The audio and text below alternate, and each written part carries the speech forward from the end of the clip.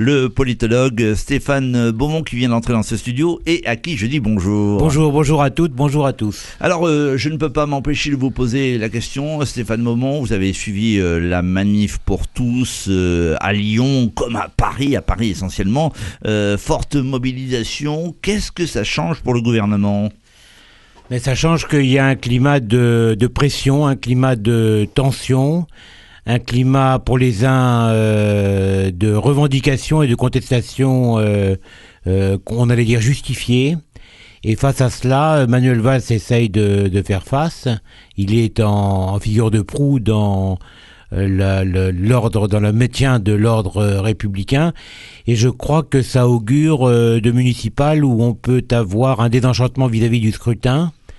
Malgré le caractère de proximité, le caractère local de ces élections-là, on risque d'avoir un taux d'abstention plus important que la dernière fois. Et de même qu'aux européennes, où le premier parti qui va se révéler va être le parti d'abstention, comme le faisait remarquer hier dans le Parisien Robert Badinter. Donc aujourd'hui, on a un vocabulaire gouvernemental de républicaniste flamboyant face aux dérives des manifestations. Et on a des nouvelles forces qui n'existaient pas, notamment les catholiques, depuis la contestation du mariage gay, qui montrent que le paysage politique est en train de changer profondément et est en train de se déboboiser. Je m'excuserai de ce barbarisme. Oui.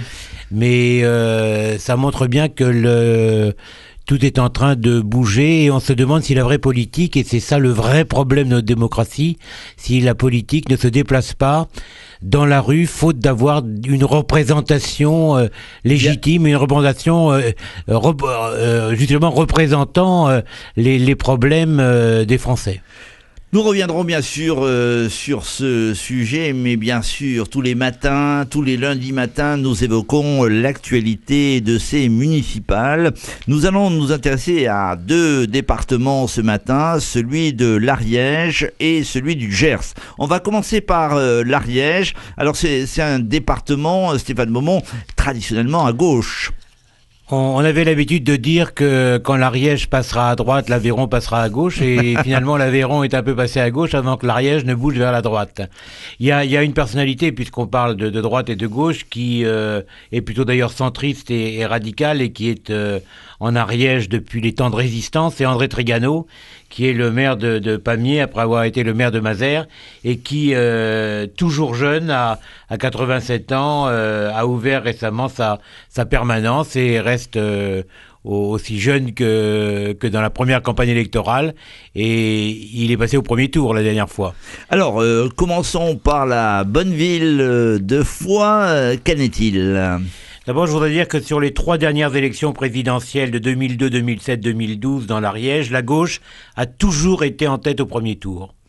Que l'abstention dans l'Ariège est toujours inférieure à la moyenne nationale, on vote en Ariège, et que le score de l'extrême droite a toujours été inférieur à la moyenne nationale dans ce département. Alors pour Foix, c'est la ville phare.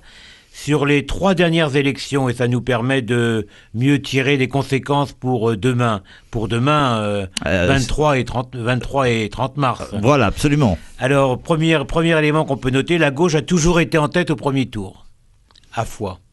Le candidat en tête au premier tour a toujours été en tête au second tour et élu au premier tour. Troisième caractéristique, l'abstention à Foix est toujours inférieure à la moyenne nationale. Et Foix est une ville qui vote traditionnellement à gauche lors des différentes élections, et avec Jean-Noël Fonder, PS, comme maire élu en 2008 avec 44,52% des suffrages, les habitants de Foix, je pense, ne vont pas nous réserver de grandes surprises. Je pense que la gauche va se maintenir et que l'opposition va chercher à mieux concourir peut-être que la dernière fois en ayant des scores plus flatteurs. Alors il y a la candidature donc de Norbert Meller, liste d'Union, PS, PRG, écologiste. 3 candidatures annoncées, donc il y a aussi celle de Jean-Pierre Icre, de Nathalie Lose, vraiment à gauche, de Bernard Fabre et de Jean Cholin pour l'UMP. 3 listes en cours de constitution. Je rappelle que ce que nous disons à l'heure d'aujourd'hui, en février, ce n'est pas la liste déposée puisqu'aucune liste n'est déposée. Donc nous tirons de ce qui s'est passé aux 3 dernières présidentielles des leçons pour demain. Et je crois que nous ne sommes pas loin de la vérité quand nous disons que Foix ne devrait pas passer à droite. Pamiers, on l'a évoqué avec notre ami Trigano. Pamiers, pareil, donc c'est la ville d'André Trigano qui était passée la dernière fois au premier tour avec 50,65% des voix. C'est une liste majorité centriste qui s'intitulait « Continuons pour Pamiers ». C'était la dernière fois « Continuons », je pense qu'il va continuer. Il vient d'inaugurer sa permanence. Oui. André Trigano, l'expérience, ça ne s'invente pas comme slogan. Oui. Et à 87 ans, s'il n'avait pas d'expérience, il nous étonnerait. Donc, sur les 3 dernières élections municipales, présidentielles et législatives à Pamiers, eh bien, le score de l'extrême gauche a toujours été inférieur à la moyenne nationale. Pamiers est une ville qui vote traditionnellement à gauche, il faut le rappeler, lors des différentes élections. Et avec André Trigano et sa cote personnelle et son aura et son histoire et son expérience, eh bien Pamiers rompt avec cette gauche qui remporte pratiquement toutes les villes de l'Ariège. Alors nous passons à Lavelanet à présent, Stéphane. À Lavelanet, sur les 3 dernières élections municipales, présidentielles et législatives, la gauche a toujours été en tête au premier tour. Le candidat en tête au premier tour a toujours été en tête au second tour ou élu au premier tour. Et troisièmement, le score de l'extrême gauche a toujours été inférieur à la moyenne nationale. Et là aussi, Lavelanet est une ville qui vote traditionnellement à gauche. Et c'était Marc Sanchez, liste d'union de la gauche, qui avait été élu en 2008 avec un score que vous ne devinerez pas, Jean-Pierre, 76,32% des suffrages. Oui. Et c'est un plébiscite, carrément. Chaque fois, c'est un rendez-vous important. On vote à Lavelanet avec, je vous rappelle, la population qui est de 6769 habitants. Enfin, qui a un peu bougé, c'est la population en 2013, mais ça n'a pas beaucoup bougé. Nous passons à présent à Saint-Girons. Saint-Girons, Saint-Girons, la gauche a toujours été en tête. Vous voyez que je varie peu, ouais. Mais c'est l'Ariège. La gauche a toujours été en tête au premier tour. Le score de l'extrême droite a toujours été inférieur à la moyenne nationale. Et le score de l'extrême gauche a toujours été inférieur, là aussi, à la moyenne nationale. Saint-Girons, comme Pamiers, comme Foix, est une ville qui vote traditionnellement à gauche. Et François Murillo, socialiste, avait été élu comme maire en 2008 avec 52,39% des suffrages. Je rappelle qu'à Saint-Girons, il y a 6533 habitants et que la liste du PS avait fait au premier tour, le 9 mars 2008, 41,76% des suffrages, quand la liste d'hiver droite faisait 31,95. À noter une liste un peu originale, celle de la liste gauche centriste, les centristes bayrou-ouïens avec la gauche, avec Jean-Louis Causse, qui avait fait 13,5%. Voilà, donc on l'a bien compris, l'Ariège devrait rester à gauche à l'issue de ces municipales, avec une petite variante du côté d'André Trigano, qui devrait garder, fort de son expérience, cette mairie. Donc. Je voudrais préciser que sur le plan du Conseil général, sur le plan du conseil régional, sur le plan du conseil municipal, l'Ariège est toujours resté à gauche et fortement à gauche et dans des proportions si importantes que les élus de droite se comptent sur les doigts d'une seule main. Oui, et Trigano et certes n'est pas compris comme quelqu'un de droite, mais comme quelqu'un de républicain radical. Une gauche modérée, pour le moins. Merci Stéphane, vous restez à ce même micro car nous allons examiner le département du Gers à partir de 7h35. Présence.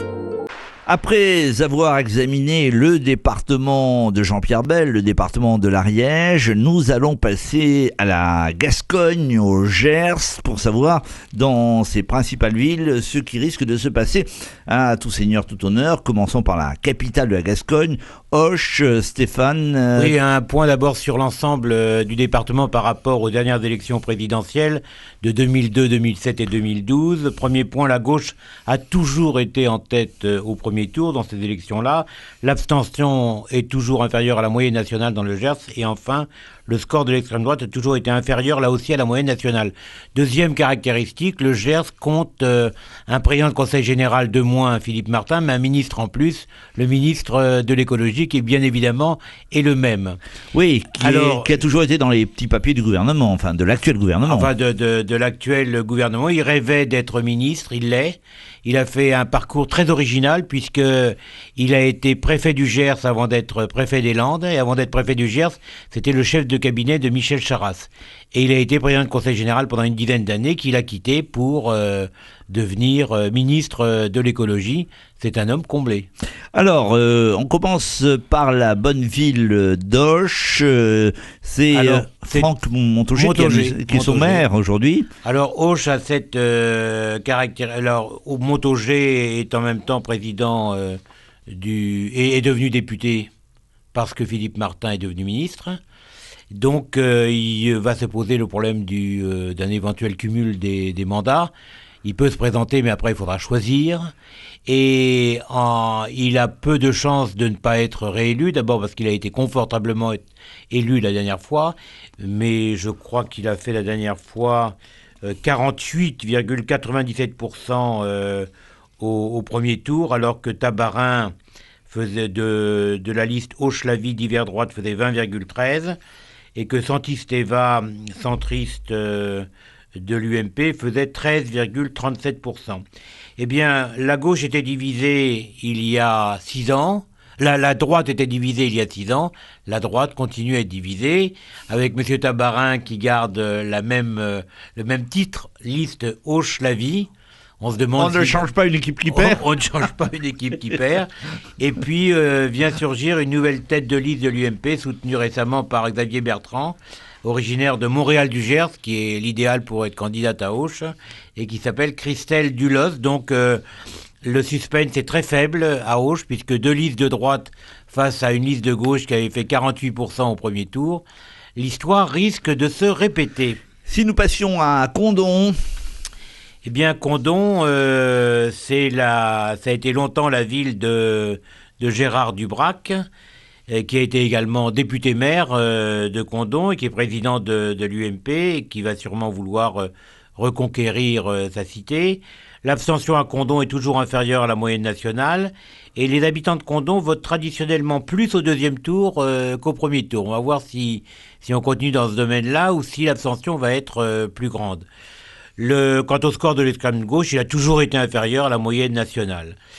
Donc, il y avait Monsieur Gallardo avait été élu en 2008 pour les socialistes et il avait fait 43,71% avec sa liste Agir pour Condom, apparentée au liste du Parti socialiste, et avait devancé donc au deuxième tour Gérard Dubrac. C'était très serré. Je rappelle les scores pour nos auditrices et nos auditeurs. Gallardo avait fait 35,48% et Dubrac avait fait 37,34%. Mais la liste d'hiver gauche, pour bien comprendre l'addition, avait fait 17,09%. Quand la liste Condom pour tous d'hiver droite avait fait 10,1 avec Françoise Dubos, la fille de l'ancien maire de Condom. On fait de la politique en famille à Condom. Voilà, ça reste une des villes qui pourrait basculer à droite. C'est une ville qui peut basculer à droite. On va avoir un différentiel de 2-3 points maximum au deuxième tour. Donc ça dépend de la discipline des électeurs de droite dans le report, mais également de la discipline des électeurs de gauche dans le maintien éventuel de Gallardo à la mairie. Autre ville qui pourrait bien basculer à droite, c'est la ville de Florence. Florence était la ville de Maurice Mességuet, vous savez, l'homme qui soignait par les plantes, Stéphane. Oui, Mességuet qui est resté longtemps et Raymond Valls qui est devenu sénateur et qui a repris également la ville. Florence est une ville qui est plutôt droite modérée, mais qui se laisse entraîner aisément par les sirènes radicales. Oui. Et donc, il peut y avoir une surprise à Florence. Et là aussi, comme pour le cas d'Auch, quand vous êtes sénateur, si vous devenez maire, il faudra faire un choix, puisque le cumul des mandats empêchera d'être sénateur-maire. Vous voyez, moi je suis favorable au cumul des mandats à 2 mandats, notamment sénateur-maire et député-maire. On voit dans les 2 cas de figure d'Auch et de Florence le fait que c'est un peu dommage que celui qui a le 2e mandat de maire ne puisse pas l'exercer ou l'exerce sans l'autre mandat de député ou de sénateur. Donc on suivra l'élection de Florence, d'autant plus qu'il y a un jeune, le jeune Grégory Bogato, il est tout jeune, il a je crois 30 ou 35 ans, ambitieux, je crois qu'il a fait partie de l'UMP, il peut jouer les troubles-fêtes. Oui, il a ses chances, il est aimé, il a un certain charisme. Il connaît les planches du théâtre. Oui, puisqu'il est aussi metteur en scène, voilà. Et la jeunesse pour lui, peut-être. Oui, la jeunesse pour lui, ce qui est toujours bon dans des scrutins où, comme vous le remarquez, il y a une sorte d'héritage systématique, que ça soit à gauche ou à droite. Le sortant veut à nouveau être rentrant, et quand il y a un double mandat, on va quand même à l'élection, et puis on fera le choix après. Quelles sont les autres villes qui vous ont intéressé, Stéphane ? La ville de Mirande, où là, le candidat en tête au premier, quand on compare avec les municipales de 2008, les présidentielles de 2012 et les législatives de 2012, on constate que le candidat en tête au premier tour a toujours été en tête au second tour ou élu au premier tour. L'abstention à Mirande est toujours inférieure à la moyenne nationale. Et les habitants de Mirande votent traditionnellement, alors là, moins au 2e tour qu'au premier tour. Alors on ne peut pas parler de Mirande sans parler, j'allais dire, de la famille emblématique de Mirande, qui est la famille Baudran. J'allais dire Baudran père, Baudran fils, Pierre Baudran le fils, qui joue un rôle important dans l'Association nationale des huissiers et qui a inventé les fameuses journées du country. Oui, qui sont menacées. Vous le savez que le festival n'aura pas lieu cette année. Depuis 20 ans, ce festival est fantastique. Pierre Baudran, avec son épouse et avec son beau-frère, mène une aventure tout à fait remarquable pour un chef-lieu de canton et pour une sous-préfecture de la taille de Mirande. Alors Pierre Baudran, je le rappelle, l'avait emporté dès le premier tour la dernière fois avec 57% des votes sur une liste Union des intérêts communaux. Qui est une liste quoi liste de la majorité, listes à la fois majorité officielle et divers droite. Et l'Union de la gauche, Mirande pour tous, avait fait 43%. Quand vous dites de la majorité... De la majorité, comment dire, j'allais dire liste de la majorité locale, quoi.